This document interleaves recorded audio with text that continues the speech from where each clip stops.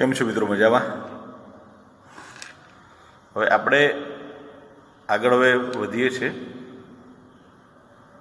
ઇકોનોમિક્સમાં chapter 2ની અંદર સંપત્તિ અને કલ્યાણની વાત કરી. મિત્રો જો અત્યારે વાતાવરણ તમે જુઓ ને, આ બાજુ વરસાદનો માહોલ છે, બરાબર, તમને મજા આવે. આ બાજુ ગ્રીનરી છે, બરાબર છે. અને આ બાજુ અમે વિડીયો બનાવી રહ્યા છીએ. જો ગ્રીનરી તમને દેખાશે, આ બાજુ મોર બોલી રહ્યા છે, જે મજા આવે, બરાબર છે. આ વાતાવરણને તમારે માણવાની હોય મિત્રો. ક્યાં આગળ, કેવી રીતે?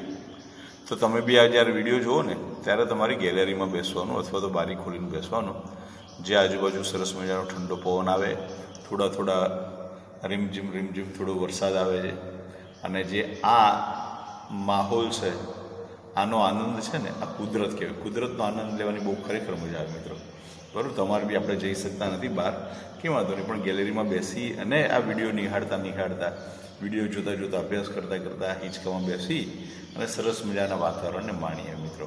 અને જોડે આપણે અભ્યાસ પણ ચાલુ રાખીએ મિત્રો. હવે આગળ વધીએ છીએ સંપત્તિ અને કલ્યાણ મિત્રો. વેલ્થ એન્ડ વેલફેર, સંપત્તિ અને કલ્યાણ. આમ તો એવું કહેવાય છે મિત્રો, જીવનના 90% પ્રોબ્લેમ, જીવનની 90% મુશ્કેલી છે ને માત્ર સંપત્તિથી સોલ્વ થઈ જાય. પૈસો, જો મિત્રો આપણી જોડે પૈસો હોય ને તો જીવનના 90% પ્રોબ્લેમ સરળતાથી સોલ્વ થઈ જાય છે. એટલે એને આપણે સંપત્તિ કહીએ છીએ. મુકેશ અંબાણીની વાત કરીએ કે પછી અનિલ અંબાણીની વાત કરીએ, જો બંનેમાં મુકેશ અંબાણી પાસે રૂપિયા બહુ સારા, બધા પ્રોબ્લેમ સરળતાથી સોલ્વ થઈ જાય છે, બરાબર છે. જ્યારે હાલ અનિલ અંબાણીની હાલત તમે જોઈ શકો છો કે આટલું બધું દેવું છે, બરાબર. એની ઘણી બધી મુશ્કેલીઓ વધતી જાય, બીમારીનું પ્રમાણ વધતું જાય છે, ઘણું બધું થતું હોય, બરાબર છે. ઓકે, ચલો વાંધો નહીં. હવે આપણે આગળ વાત કરીએ છીએ. એમાં વાત કરીએ પહેલાં સંપત્તિની વાત કરીએ. સંપત્તિનો અર્થ અને લક્ષણ મિત્રો. હવે સંપત્તિ કોને કહેવાય? તો એડમ સ્મિથે છે ને વ્યાખ્યા આપી છે. એડમ સ્મિથે અર્થશાસ્ત્ર અને સંપત્તિનું શાસ્ત્ર કહ્યું છે મિત્રો. એડમ સ્મિથે શું કહ્યું છે? અર્થશાસ્ત્ર અને સંપત્તિનું શાસ્ત્ર કહ્યું છે. હવે એની વ્યાખ્યા આપતા એવું કહ્યું છે કે જે વસ્તુ ઉપયોગી હોય, અછતવાળી હોય, વિનિમય પાત્ર હોય અને જેનો વ્યક્તિગત માલિકી થઈ શકતી હોય તેને સંપત્તિ કહેવામાં આવે છે. ફરી એક વખત, શું? જે વસ્તુ ઉપયોગી હોય, અછતવાળી હોય, વિનિમય પાત્ર હોય, જેના પર વ્યક્તિગત માલિકી થઈ શકતી હોય તો તેને સંપત્તિ કહેવાય. ઉદાહરણ તરીકે, હાલ તમે તમારા ફ્લેટમાં કે બંગલામાં જે ઝૂલો છો નીચકા ઉપર, બરાબર છે, નજર કરો કે વાહ સરસ મજાનો આમ એક હાથમાં કોફીનો મગ હોય, આવું વાતાવરણ હોય, અને બાજુમાં મારો સરસ મજાનો વિડીયો ચાલતો હોય, બરાબર છે, કાનમાં ઇયરફોન ભરાયેલા, શું તમને જે એનો આનંદ મળે, બરાબર. એક બાજુ વાતાવરણનો આનંદ, ત્રણ આનંદ મેળવ્યો છે તમે મિત્રો. એક બાજુ વાતાવરણનો આનંદ મેળવો છો, બરાબર છે. એક બાજુ સરસ મજાની ગરમ કોફીનો આ વાતાવરણમાં ગરમ કોફીનો આનંદ મેળવો છો, અને બીજી બાજુ સરસ મજાનું તમે લેક્ચરનું ભણો પણ છો મિત્રો, બરાબર છે. હા, હવે આપણે વાત કરીએ જે તમારું ઘર છે, જે તમારો બંગલો છે, બરાબર છે. હવે એ બંગલાના ગાર્ડનમાં કે ગેલેરીમાં કે ફ્લેટની ગેલેરીમાં તમે હિંચકા પર બેસો છો, તો એ તમારી માલિકીની છે. મતલબ તમારા પપ્પા કે તમારી કે દાદા કે મમ્મીની માલિકીની છે, એટલે વ્યક્તિગત માલિકીની થઈ, એટલે એને શું કહેવાય? સંપત્તિ કહેવાય. અછતવાળી છે, બધા બંગલા છે, કહો છો, કોઈને નથી ઘણી વખત બંગલા. ઓકે, વસ્તુ ઉપયોગી છે, હા, રહેવા માટે કામમાં આવે, મજા આવે. વિનિમય પાત્ર છે, વેચવું તો વેચી શકે ખરા, હા કે નહીં? હા. વ્યક્તિગત માલિકી એટલે જુઓ, વસ્તુ છે એ કેવી છે? એક તો વસ્તુ ઉપયોગી હોવી જોઈએ, બીજી વસ્તુ અછતવાળી હોય, વિનિમય પાત્ર હોય, બરાબર, અને જેનો વ્યક્તિગત માલિકી થઈ શકતો હોય, એને શું કહેવાય? સંપત્તિ કહેવાય મિત્રો, બરાબર. હા, કેવી મજા આવે? ખ્યાલ આવે તમને? સંપત્તિનો ખ્યાલ આવી ગયો? પાકું. શું? જે વસ્તુ ઉપયોગી હોય, અછતવાળી હોય, વિનિમય પાત્ર હોય અને જેની માલિકી વ્યક્તિગત હોય તેને શું કહેવાય? સંપત્તિ કહેવાય. તો સંપત્તિના લક્ષણોની વાત કરીએ. હવે પહેલું લક્ષણ છે તે ઉપયોગિતાનું ગુણ ધરાવે છે. હવે માનવ જરૂરિયાત સંતોષવા માટેનું ગુણ ધરાવે છે, એટલે ઉપયોગિતાનું ગુણ ધરાવે છે. બરોબર છે? એટલે એ સંપત્તિનું પ્રથમ લક્ષણ કે ઉપયોગિતાનું ગુણ. બરોબર. એ માનવ જીવનની જરૂરિયાતો સંતોષવા માટેનું સૌથી ઉપયોગી સાધન છે. મકાન, વાહન, સોના ચાંદીના ઘરેણા વગેરે સંપત્તિ કહેવાય. બીજું લક્ષણ છે તેની અછત હોવી જોઈએ મિત્રો. જો મકાનોની, પછી ઘણી બધી વસ્તુઓની, મિલકતોની અછત છે મિત્રો. સરળતાથી બધા લોકો મકાન કે બંગલા ખરીદી શકતા નથી. એના માટે ઘણી વખત તો આખી જિંદગી જતી રહેતી હોય છે એક બંગલો ખરીદવામાં. એટલે અછતવાળી હોય. એટલે વસ્તુમાં ઉપયોગિતાનો ગુણ હોય પણ જોડે જોડે અછત પણ હોય. જો વસ્તુમાં ઉપયોગિતાનો ગુણ હોય પણ અછત ન હોય તે સંપત્તિ ના કહેવાય. બરોબર. બધી લગીમાં લોકો સૂર્યપ્રકાશ સંપત્તિ કહેવાય, પાણી સંપત્તિ કહેવાય, પણ સર્વ સુલભ છે, બધાને મળે છે, એટલે એ સંપત્તિ કહી શકાતી નથી મિત્રો. પછી ભૌતિક અને બાહ્ય રૂપ ધરાવે છે. શું ધરાવે? ભૌતિક, જેનામાં સ્પર્શી શકીએ મિત્રો. બરોબર. આ મોબાઈલ છે, બરોબર, એ મોબાઈલ સંપત્તિ કહેવાય. તમે જે બાઇક યુઝ કરો છો, એક્ટિવા યુઝ કરો, તમે કાર યુઝ કરો છો, એ તમારી સંપત્તિ કહેવાય. એનું ખરીદ વેચાણ થઈ શકે છે. ખરીદી કરવી તો ખરીદી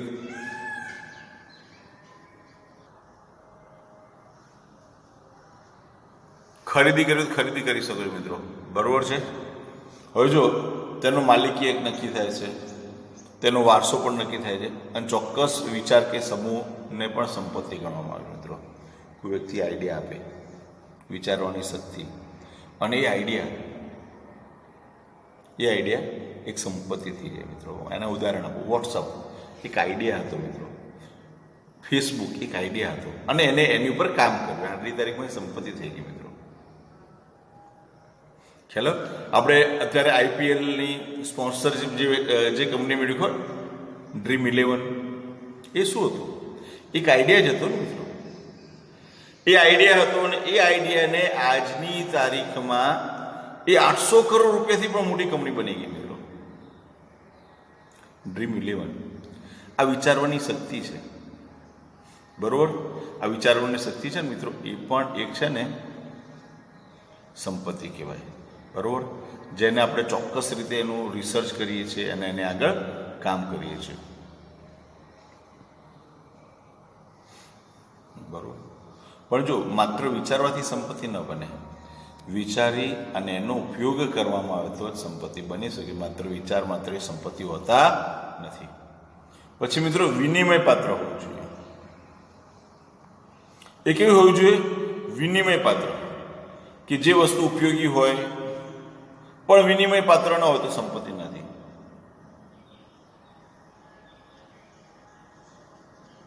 બરોબર છે. હવે માન લો કે અત્યારે સોનાની કિંમત છે, સોનાના 55-60 હજાર રૂપિયા ભાવ ચાલે છે. બરોબર છે.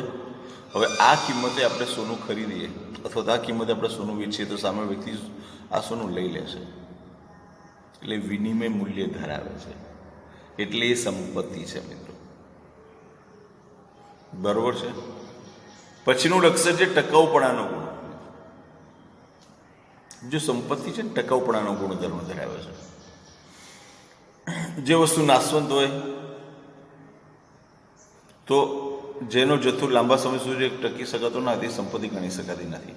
પણ જમીન, મકાન, પ્લાન્ટ, યંત્રો, મશીનરી, શેર, સોનું, ચાંદી આ સંપત્તિ છે. કેમ? એ વર્ષો સુધી સાચવી શકાય મિત્રો.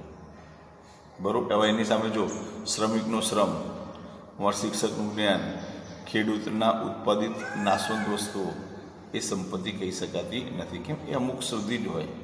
આજે મારું જ્ઞાન છે પણ જો એની અંદર વધારે હું અપગ્રેડ ન થવું તો મારું જ્ઞાન શૂન્ય થઈ જાય મિત્રો. એટલે જે જ્ઞાન છે એ જ્ઞાન બહુ જૂનું થઈ ગયું, એ સંપત્તિ રહેતી નથી મિત્રો. એટલે એને લાંબા ગાળા સુધી ટકાઈ રાખવું પડે મિત્રો. બરાબર. જો ટકાવી રાખીએ તો જે સંપત્તિ છે, બાકી સંપત્તિ થઈ શકતી નથી. એટલા માટે છે ને મોટાભાગના ખેડૂતો છે ને કોલ્ડ સ્ટોરેજમાં પોતાના પાકને રાખી મૂકે. માનો કે બટાકા, બરાબર, બટાકાના હાલ 40 રૂપિયા કિલો ભાવ છે મિત્રો, બરાબર. એટલે હવે એ બટાકા જો ખેડૂતે કોલ્ડ સ્ટોરેજમાં રાખ્યા હોય તો એમની સંપત્તિ 40 રૂપિયામાં વેચાય. જો રાખ્યા હોય તો બગડી ગયા હોય તો કશું જ નહીં. એટલે એટલા માટે કે ભાઈ એનો ટેકનોલોજીનો ઉપયોગ કરીને લાંબા સમય સુધી હવે ટકાવી શકાય છે મિત્રો. ક્લિયર? સમજ પડી ગઈ? આપણે આ શું જોયું? સંપત્તિના લક્ષણો જોયા. હવે એના પછી વાત કરીએ છીએ સંપત્તિના પ્રકારોની વાત કરીએ મિત્રો. હવે સંપત્તિના પ્રકારો કયા કયા છે? તો એક વ્યક્તિગત સંપત્તિ અને સામાજિક સંપત્તિ. એક વ્યક્તિની માલિકીની હોય તો તેને વ્યક્તિગત સંપત્તિ કહેવાય, બરાબર. જો બાજુમાં બેકગ્રાઉન્ડ મ્યુઝિક સંભળાય છે ને, મોરનો અવાજ સંભળાય છે ને, મજાનો, બરાબર. આવું તો વાતાવરણ ક્યાં જોવા ના મળે મિત્રો. આવું જે હાલ વાતાવરણ છે અને ઘરનો આનંદ છે, બહુ અલગ વસ્તુ છે. ઓકે. હવે એક જ વ્યક્તિની માલિકી હોય, વપરાશી હક હોય, બરાબર છે, તો એને શું કહેવામાં આવે છે? વ્યક્તિગત સંપત્તિ કહેવામાં આવે. હવે વપરાશ સમાજ કે સમૂહ દ્વારા થતું હોય ને તો એને સામાજિક સંપત્તિ કહેવાય. દાખલા તરીકે માનો કે આપણે સમાજની વાડી, ખ્યાલ છે, લગ્ન પ્રસંગમાં કે સમાજનો મેળાવડો હોય ત્યારે આપણે ઉપયોગ કરીએ છીએ, તો એ કઈ સંપત્તિ કહેવાય? સામાજિક સંપત્તિ કહેવાય મિત્રો. પછી રાષ્ટ્રીય અને આંતરરાષ્ટ્રીય સંપત્તિ મિત્રો. હવે દેશની સંપત્તિ, દેશની માલિકીની સંપત્તિને રાષ્ટ્રીય સંપત્તિ કહેવાય, અથવા તો રાષ્ટ્રીય માલિકીની સંપત્તિ હોય, બરાબર છે. દાખલા તરીકે નદી, પર્વત, રણ, જાહેર રસ્તાઓ, ઐતિહાસિક ઇમારત. આપણે તાજમહેલ છે ને, એ ભારત દેશની સંપત્તિ કહેવાય, બરાબર, રાષ્ટ્રીય સંપત્તિ છે, બરાબર છે. આ આપણો સામૂહિક વારસો, સાહિત્ય, શિલ્પ, સ્થાપત્ય આપણી રાષ્ટ્રીય સંપત્તિ કહેવાય મિત્રો, બરાબર છે. હવે દરિયો છે ને એ આંતરરાષ્ટ્રીય સંપત્તિ કહેવાય, આખા વિશ્વની સંપત્તિ કહેવાય, એટલે આંતરરાષ્ટ્રીય સંપત્તિ કહેવાય. આપણા દેશની હદ છોડીને પછીનો જે દરિયો છે એ આંતરરાષ્ટ્રીય સંપત્તિ કહેવાય, બરાબર છે. ક્લિયર મિત્રો? સંપત્તિના બે પ્રકારો, બરાબર. આમ જોવા જઈએ 4 પ્રકાર થાય: વ્યક્તિગત સંપત્તિ, સામાજિક સંપત્તિ, રાષ્ટ્રીય સંપત્તિ અને આંતરરાષ્ટ્રીય સંપત્તિ મિત્રો. એના પછી વાત કરીએ કલ્યાણ, બરાબર. ચલો, હવે કલ્યાણ એટલે શું? બરાબર છે. તો સામાન્ય રીતે જો કલ્યાણ એટલે સારી સ્થિતિ, પરિસ્થિતિમાં સુધારો. કલ્યાણ એટલે શું કહેવાય? સારી સ્થિતિ અથવા પરિસ્થિતિમાં સુધારો. અને એને આર્થિક રીતે કહીએ તો ભૌતિક જીવન ધોરણમાં સુધારો, વધુ સારી સ્થિતિનું નિર્માણ. ઉદાહરણ તરીકે તમે ભાડાના ઘરમાં રહેતા હો, હવે તમારું માલિકીનો બંગલો થઈ ગયો હોય, તમે અત્યાર સુધી સાયકલ ચલાવતા હો, હવે તમારી પાસે એક્ટિવા આવી ગયું, તો શું થયું? તમારા જીવન ધોરણમાં સુધારો થયો, વધુ સારી સ્થિતિનું નિર્માણ થયું. એ તમારું શું કહેવાય? કલ્યાણ કહેવાય મિત્રો. સમજ્યા? આ બાબત બી આપણા માટે એટલી જ મહત્વની, એટલે કલ્યાણ પણ હોવું જોઈએ. જો આ કલ્યાણ છે ને એ આધ્યાત્મમાંથી માંડીને, આપણે ઋષિમુનિ બી કંઈક તમારું કલ્યાણ થાવ કહે છે ને, બરાબર. આધ્યાત્મથી માંડીને અર્થશાસ્ત્ર સુધી કલ્યાણ શબ્દ વપરાય છે, બરાબર. હવે માનવ જીવનના તમામ ક્ષેત્રોમાં કલ્યાણ થાય તેવું ઈચ્છે છે વ્યક્તિ. એટલે હંમેશા બધું વસ્તુ સારી રહે, એની સ્થિતિ વધુ ને વધુ સારી રહે, બરાબર. જો લોકડાઉન હતું, લોકડાઉનના સમયમાં ઘણા બધા લોકોની સ્થિતિ બગડી ગઈ.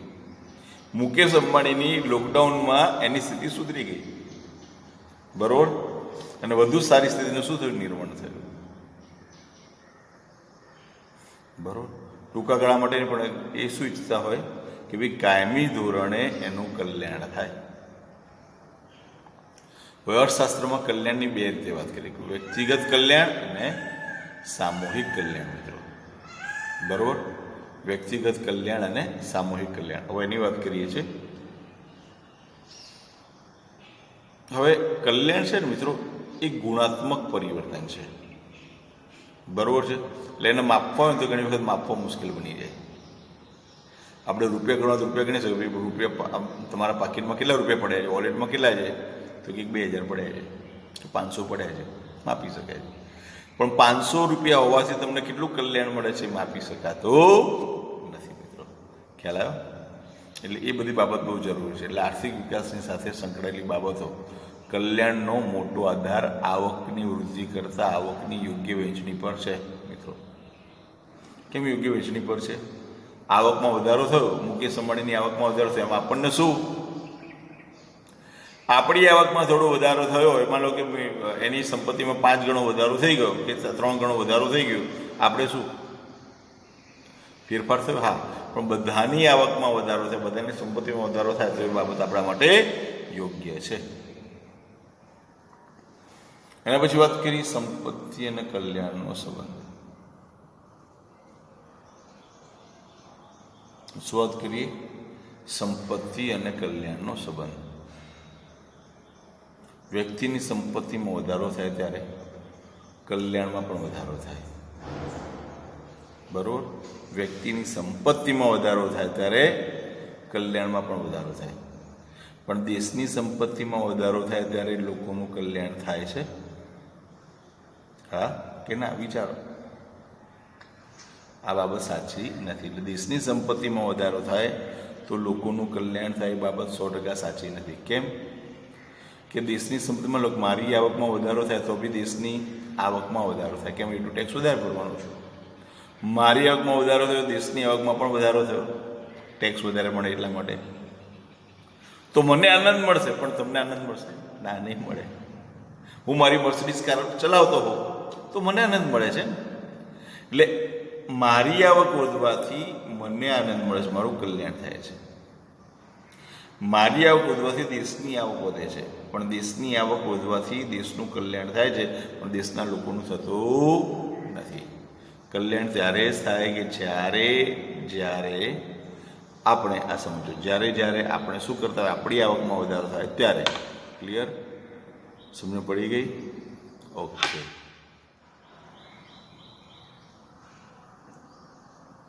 હોય છે ને, આપણે એને માપવામાં તો મેં તમને હમણાં વાત કરી કે એને માપી શકાતું નથી. બરાબર? ભૌતિક કલ્યાણનો વિચાર કરીએ તો દેશની આવકમાં વધારો થાય તો આવકની વહેંચણીમાં સુધારો થાય તો લોક કલ્યાણમાં વધારો થાય. બરાબર? હવે એના પછી વાત કરીએ છીએ ઉત્પાદનના સાધનોની વાત કરીએ મિત્રો. ઉત્પાદનના સાધનો 4 છે. બરાબર?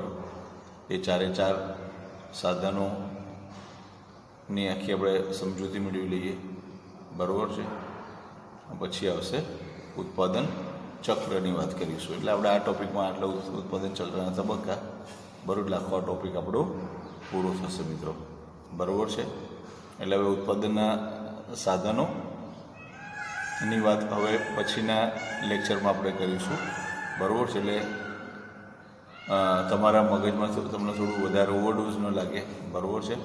ઉત્પાદનના સાધનો આપણે નેક્સ્ટ ટોપિકમાં આપણે લઈ લઈશું.